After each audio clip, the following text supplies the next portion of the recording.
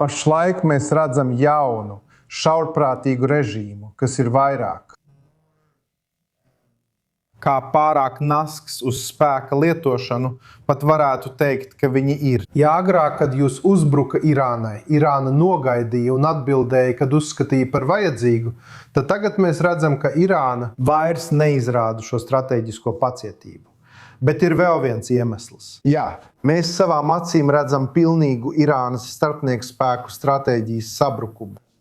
Uguns aplis, ko Irāna centās izveidot ap Izraēlu, izmantojot arābu starpnieku spēkus, lai uzbruktu Izraēlai un pati Irāna paliktu ārpus cīņas. Tas, ko mēs redzam šobrīd, ir tieši pretējais. Nevis starpnieku spēki cīnās Irānas labā, bet Irāna cīnās savu starpnieku spēku labā.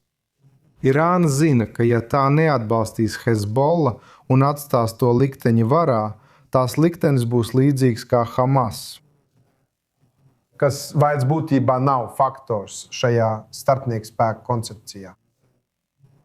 Tāpēc Irāna, cenšoties demonstrēt spēku un pati jūtoties, ka darbojas no spēka pozīcijām, patiesībā cenšas saglābt savu starpnieku spēku spējas.